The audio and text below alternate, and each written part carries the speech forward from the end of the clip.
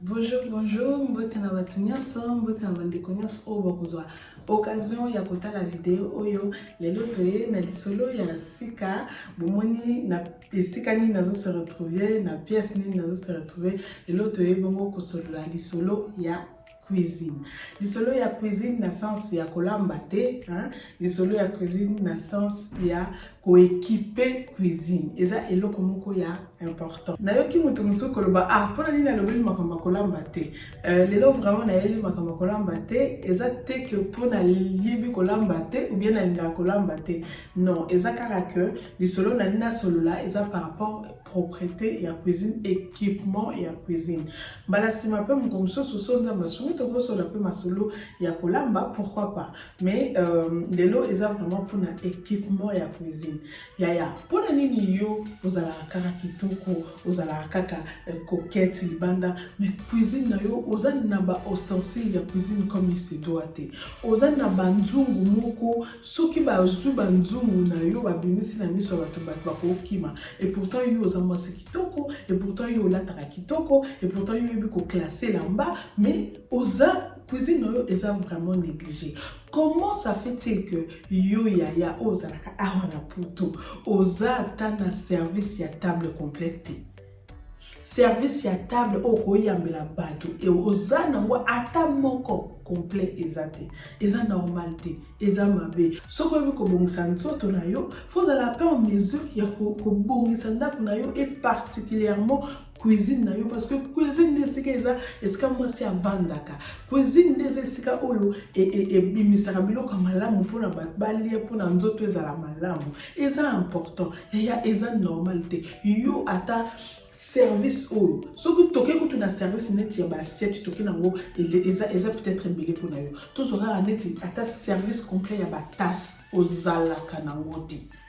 Service complet ya batas ozalaka nango te ya yo na ndako na otas oyo eza batas eza ba changer couleur, ozana oyo vert, ozana oyo bleu, ozana oyo jaune, et tellement ebukana bukana panzana pasuka do osomba rapete etikala moko ozala na okabongo. Eza malamu te soko ya mbiba paya neti na hiver mingi tozala soto ya mbiba paya bat mingi balinga ko mela chaud, balinga ko mela froid te pesanga te, pesanga café, soko ya neti 3-4 paya. Donc yo to ozo bimisa ba tasse na yo, jamais comme ça ba tasse et kokana eza propre eza ensemble te. Couleur vert, couleur bleu. Et bien te et kitoko te na lo ba boy ponga moko se komilanga si to kenda na ndaka mutu. Je me souviens to kenda ka ezalaka matanga to ko tala mutongo sikoyo to komi to zaki au nombre de 4 personnes. Sikoyo biso nyonso atoni biso a proposer biso so to mela nini biso nyonso to sengi to mela te. Bandeko na ngai ndeko mwasi depuis ya kota na cuisine kwa ya servir biso bate azwa tant lokola likamu susu. Et moi comme nazaka très observatrice na otalanga ya zo te mbele boye pour nga servir batute azo la motan boye pour nani na otalanga c'est que malonga kuna na cuisine na ezate et lo moi malonga kuna na cuisine ezate oyebi ke abaluka ti moi boyebi naza penza na batasi ka misato est-ce que nani ngwalinga bien te. Donc c'est un moment propre te. Ce qu'on a battu ça moi la première ça toi qui conserver biso attaque mon code mi balé tel koko kanate. Mais ya mona moi na couleur de moi na ndenge na. Eza malonga te mais et pourtant na ndenge na ebeli mutu wana do so monier donc enfin na ba moninga moi swana soko monier libanda azalaka toujours bien présenté. Azalaka toujours bien coquette. Mais na comprendre que to côté na ndaku na azamba taste et kokanate azana mo me kokanate ce qu'on voit là tout ça quand tu na service à la tasse et bon ce qu'on t'oublie peut-être que pas service à table complet c'est que na 10 000 peut-être au monde comme malonga. Donc ça normalité ya eza normalité eza mabe tant yo zorateur ya kosuba basaka kitoko ozokateur ya ko bima na miso bato za la bien. Pourquoi pas s'occuper na cuisine na yo, pourquoi pas s'assurer que cuisine na yo et koki na biloko o esengeli yo banzungu ya ndaku na yo soki babimisa na miso bato za banzungu ya kobomba banzungu na se yinda oyebi atande banika banzungu te eza mabe. tout beau était que et cause à la tanga non le ça peut m'arriver et arriver là on peut dire moi la négligence est et ça ne dit moi mais ça a toujours effort au cas où frottant quand même épais ça moi éclat même si vous allez sur une nité mais et ça n'a moins éclat mais yo ouais bah te que nous on a ces bani carmo banzungu yinda banzungu salite banzungu kote ezanga mufinoku donc yo no zano ko présenter banzungu na miso batuti eza mabe to tika ba habitude nga eloko moko choka nga récemment obi ke non nepte so na obanga koloba ngwa msu boko ba congolais boko comprendre mais na mona ke lo mo récemment a okana ba réseaux sociaux mutu moko ayebani et donc, vous êtes par rapport à Banzungu. Abimisi bilo mubwe natanga o makambo nini o makambo soni o makambo salate o makambo nini o makambo soni ya mwana tinga pena epesinga penza idée ya kwa kosola likambo oyo eza makambo salate nzungu ebongaka ezana omoni nzungu mutu mususu okoyeba do pa kolamba te mais tellement ba nzungu basani makambo c'est bien présentable donc au chili mutu na mesa mutu pas eu appétit à partir parce que tu sais bien présenter les choses parce que ba nzungu na eza propre parce que ozana service na yo ya table eza kitoko eza présentable et puis mutu goût pour ça oya na mesa pour ça kolia to bongi ça ya basi to bongi ça c'est vrai que eza peu faute to ko pesa ba nyonso faute te po ba mosupe ba éviter ngani naza bona koloba naza na chance na kola na ndako ke mama na biso azaki surtout makambo etali ba dra makambo etali ba sani makambo etali ba nzungu azalaki vraiment très vigilante na yango na apprena ba biloko wana mais ça pe na ba mosusu pe ba koli ba bisika mosusu pe que ba makambo wana amona ngote mais kolinga te loko oyebite otika la kaka bungu te lelo na mokile lelo osoko yebite tout ça s'apprend nous tous on apprend et on apprend tous les jours soko moni eloko mo boyo osala ngo bien te o mona ngo ba osala ngo dem luko s'intéresser na ngo luka otala eloko ngo zandeni ba osala ngo ndeni pourquoi yezala boy c'est que yanga na sala ngo bien te na meka ko bongisa c'est comme ça makambo na moni eza na internet na moni ya mon internet ka autour ya banzungu nabi non toko sala boite mwasi nde nzungu na place okenda kosomba ba sac à chair na place okenda kosomba ba chaussures à chair na place okenda kosomba bilamba ya kombo ozala kaka chic ozala kaka danger tala nan est-ce que cuisine na yo ekokisi ba biloko esengeli mwasi fo azala nango. Est-ce que nous avons un service à table complet au présenter bien propre et c'est un service mon côté faux ça l'attend en 2 3 parce que ça dépend il y a une occasion ça on a occasion mais c'est normal que ceux qui ont attend mon côté complet c'est normal que ça m'a payé. Et c'est important que ça na service moi si et bongara o yambi bapaya o bongisi mesa o eza isem ata pona bino moko na ndako ka bapaya te cause de la paix c'est vrai que au banosala tout le temps te peut tout ça battre mon peut to libaka mais ça peut de temps en temps mais comme ça au bongisi peut mesa na bino bien au bongisi table bien bolier na bala na bolier penza bien na mesa eza bien apprêté et ça est single. Oui, na biselo komoko eza na bisika mibale ba yebaka propriété ya mwasi eza na cuisine na toilette salle de bain de ba yebaka pena propriété ya mwasi po basi mingi bazaka habitude ya kobongisaka ka salon esika bayaka esika ya mbarabato mongona ba pièce o mususu akiparango pena bien te soko kocho mo désordre mais soko ngoy ba mwasi ya propre t'as la cuisine naie, t'as la toilette naie, t'as la salle de bain naie. Donc oyeba que moi si oyaza propre. Ce qu'on na moi si oyaza propre et ngolo baka ateka ko bongisa ko nettoyer ne yamona. Ezape propriété zape na ndenge ozo zwa soin ya ba ustensile ya cuisine na yo. Na ndenge ozo ko équiper cuisine na yo. Na ndenge ozo bongisa cuisine na yo. Ya ozala kaka teke yo ozala ka bien libanda mais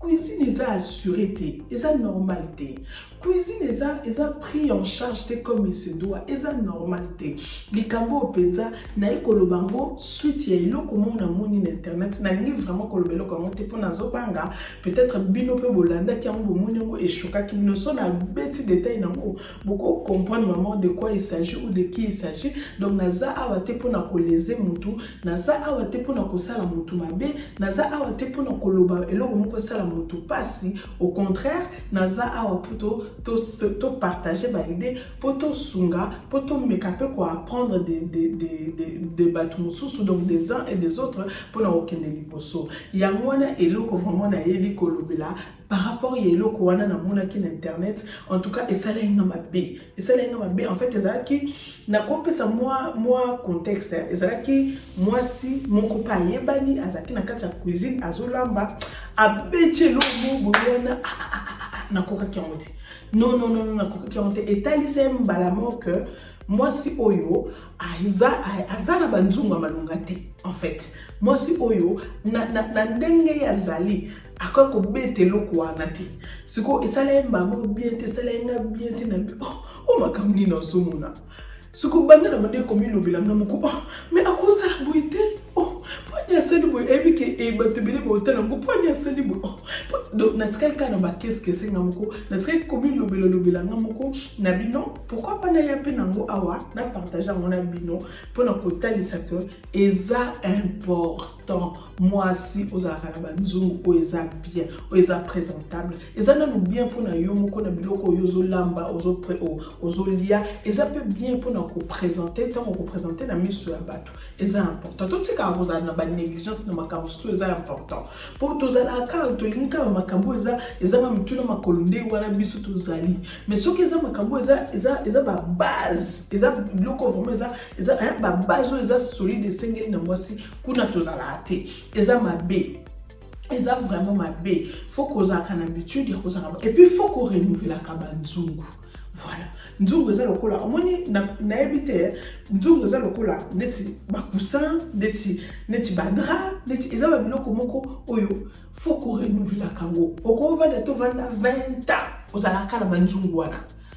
au bout d'un moment, il faut user. Au bout d'un moment, il faut comme salité. Au bout d'un moment, donc faut qu'on renouvelle là. Au cours de banzungu, on l'a mis pendant 5 ans, pendant nini. Après, on change. Bloc on dit to benga na linga, poil to benga ngoni na lingala. Comme on a ngoni bloc on dit, to benga ngoni na lingala poil. Bakikalungu voilà bakikalungu omuna mutu mususu kikalungu moko azosalela otali obi yango bakikalungu ya na magasin esila yango bakikalungu na ba supermarché ya moins cher ezalaka te non yaya kitoko mwasi e accompagnera na ba biloko wana nyonso kitoko mwasi lobika ateke elongi na yoza kitoko nzoto na yoza la kitoko oyeba kolata te kitoko ya mwasi eza ba biloko wana nyonso eza l'ensemble de plusieurs choses tango vandi kati na yo kitoko na yo comme ezomonana élégance na yo ezomonana c'est ça la beauté d'une femme. La beauté d'une femme ne veut pas dire simplement qu'on s'habille bien, qu'on bima kitoko, qu'on se maquiller, qu'on se mettre sur les talons, avoir une bonne démarche na talon te yango kitoko moi c'était kitoko moi c'est ba pe na kata cuisine. Moto musu soko ta cuisine na e au mona que eza na salité te. Cuisine eza nango nettoyer eza nango propre mais eza désordonné bande kolanga ba chérie na ngai ba ma chérie na benga bino ta ba ma chérie boyebi loko yo propreté na ordre ezalaka biloko mibale différentes. Propreté na ordre ze loko moti basi ebele na zomona okomona azana propre azana salité te mais azana na problème ya ordre c'est quoi eso sala que propreté na nyoso ata sali mais lokola yebi ko ordonner biloko te na kati ya cuisine na ou bien na kati ya ndako na mbala moko désordre wana ezo ko la propreté mbala moko zo bima saleté ya soko za ozaka propre luka o bakisa moi ordre nicolas propre na yo au mona que ndako yo ezala toujours bien au mona que environnement no ezala toujours propre ezala basi mususu yemoko abongisa na ye Il y a beaucoup à nettoyer, par exemple, à nettoyer cuisine, à nettoyer la cuisine très bien, cuisine est propre. Mais accueillir na chambre azu qui sanola aye azofongola mwana suki kota cuisine afongola mwana suki na kisanola ala sisi atiki kisanola na plan de travail accueillir. Mais kisanola ezakane sika nango kisanola eko lukani ne sika e cuisine na boite uko utiliser yango mais tant que c'est nango zongisa yango esika ezalaka pour que yo oyebana ko garder esika yo salaki o nettoyer ki oyebana ko garder yango propre likambo mususu pe eza yango wana basi belé basa na bango salité te mais problème na bango ezaka que bango moko ba ko garder propreté pendant très longtemps te na ndako na bango na espace na bango parce que yemoko mutasani musala yemoko lisusu za la première ya kocha désordre alors il y a côté wana to bongisa cuisine ezesika oyo to lambaka ezesika oyo to bombaka babiloko oyo neti basani balutu babiloko eza important ekotaka na monoko ezesika moko ya regarder yango propre et yeba que soko o sali musala linga o garder musala batu mingi botunanga nana yo sala ndenini quel est ton secret pour na o garder ndako no propre ngana sala so na sina sali musala na o lukate na bana yo obebisa sika na sali musala bêtement te na lo sala so na ndeti na nettoyer boy so ina utiliser quelque chose na silisi yango fona na silisi ko utiliser yango fona zongi sango ne sike zalaka pour que bisika on a nettoyer ezala et propreté et là pendant longtemps basi mususu au monde cuisine nae au côté plan de travail mais incroyable il y a de tout et de rien. Il y a de tout et de rien gars et donc au monde a lingate na poussa na mbotala plan de travail na linga kabiloko ezala ebele na plan de travail te parce que na monaka et bimisa maman ata cuisine nous allons saleté te ata cuisine nous allons propre mais ce que tu babiloko na plan de travail mbamo ko bimisa cuisine saleté mbamo bimisa cuisine tonda biloko au moins mbamo désordre mo boza wana mutu mususu au moins azana cuisine ata biso ba to les carabou na ba média au moins azana cuisine mais au ta la background na yo ba mais désordre ezana simaona ya nini désordre ezana simaona ya nini cuisine bonga et respirer cuisine bonga ka ezala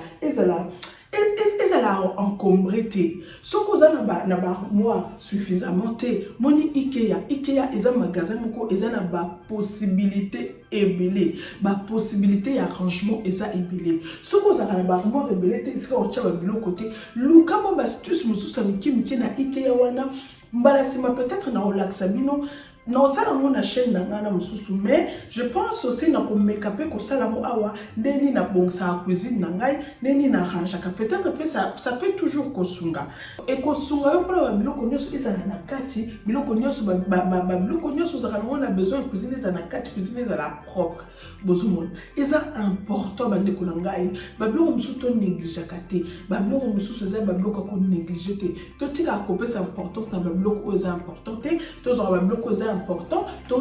to négligeaka eza malamu te vraiment eza important te ba kozwa soit cuisine nemso te ba ko équiper cuisine nemso comme il se doit ya yo ozala kana poto soki ozala kana ndako et kozala katana service moko ya table complète eza mabe et là on a changé ba service eza elingolo baka te fo ezala ya cher ya qualité na qualité ezali yo somba na selon ba moyen na yo somba na selon ba goût na yo mais ozala ne loko eza présentable eza bien na okobi misa miso batu bokupe bino moko ko utiliser na ndako eza malamu mingi to tika ba habitude ya mabe en tout cas to bongisa soko za la banzuma madame te ya en tout cas mikoloko ya luka o somba ta moi 2-3 nzungu ya bien ya propre ozala malamu pona ba biloko yozolama ce qui pose à la service de table te moto so tuna service de table zani service de table za basani balutu bambeli babiloko wana nyoso to chaka na table ba verre donc donc so de choses na table à 6 ozana ngo 6 ngaku na na lingaka neti boy na table à 6 mais na so même sous 8 9 parce que au cassé so est cassé au moins oyebi que table na ezalaka complet parce que on soma ki yango ya mo ebele ozomona service de table eza biloko wana ezaka na mesa. Donc eza basani, balutu, bambeli, baverre, mais il y a ensemble o ekokani o eza bien, eza présentable ko bisa miso ba. Eza important. Eza ba biloko moko ezo sengi ezo yango ndezo bakisa kitoko na oya ya kibo mwasi. En tout cas lelo na yaki kosolola kaka lisolo wana poli kamna muna ki esala inga penza bien te. En tout cas yango na baki na ya ko partager na bilo likam oyo to meka ko bongisa peut-être moninga mususu ayeba ke le côté mananzela vidéo akoba ah oui effectivement ngaba nzongo na ngezala bien te ah oui effectivement ngaba scène na comment moi et beba et toka ah effectivement nga penana za pena bata secteur côté ya monde penana lobeli pona to biso moko biso nyoso to sala examen wana te ba ko bongisa yo pe o yaya ozalaka no saleté te ozaka propre mais yo moko de o chaka ordre te oza des ordres eloko o ezala awa e komi kuna eloko neti mutu musoko mona ndako neza na go propre sol neza na go saleté te ba meuble neza na go postiro te mais okomona bakushi likola misa ena sasté okomona ba pomade suki oya salina kibana atika ko likola table de salle à manger ena sasté e lukani kuneza biloko ya na salle de bain bo salle la mona salle de bain et si la ni bozongi ka kuna bo sisa kuna okomona kenda kuna bandoza aka propre nga c'est ça batu na ngo sala ndedi na mélange ka bilo net na ko zote banzongo na ekoma kuna na couloir ou bien na salle et que lukani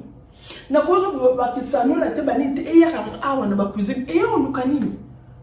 non donc eloko ne loko ezala un espace nango eloko ne loko ezala kana sika o esengeli ezalaka nde comme ça on a regardé ndako na yo propre. Donc voilà les lots vraiment na ele kaka eloko wana ko bete la cité na likambu wana ya banzungu ya ba service de table ya propreté ya nyoso auto sololi lelo. Donc na okende na nga musika te na lingi na tika bino vidéo o comme na mona suka. Donc prochaine vidéo ezoya je pense vraiment que tozala na papa dadi pour na to solo la suite il y a ma solo autobetaki et puis baïdem soupe zali to zan sous na moi sujet mo vraiment très important mais to débattre ngo yenanga ngana ozana côté nanga ya ba maman ya ozana côté ni ya ba papa ndesima chacun a opesa ba opinion na a opesa ba argument na par rapport à sujet wana. Sinon en tout cas merci nanga ki vraiment na remercier bino na ba o nyoso ba s'abonner na chaîne oyo to comme vraiment to comme nanga vraiment to lingaki tout quelqu'un qui mingi te mais en tout cas zo kende bien et na lingaki vraiment na pesa bino merci na ba soutien na bino na ndenge bozo s'abonner ndenge bozo tikila biso ba commentaire et puis ce que ba suggestion zali bozanga te otika en tout cas to za awa pona ko solola awa peneza chaîne na yo chaîne nanga chaîne na biso nyoso pona to solola et kala mingi te to zo banda ba direct ndenge to lobaki donc pour en tout cas bo s'abonner vraiment et ça les biso bien bo continuer encore davantage pour s'abonner encore. Donc à la minute de ça là-bas direct bah sujet eza embelé autobanda solola autour d'une table et aux alakanga tem na oloba ponga vraiment na sebino awa souci na makasa zalaki to ezala esika moko tobanda ko discuter tobanda ko échanger tobanda ko apprendre pe na epa ya baninga mususu. Donc voilà merci na bino nyoso en tout cas na tiki bino botikala malamu bakimi na banda ko na bino mukolo malamu tokutani bongo na prochaine vidéo. Bye bye.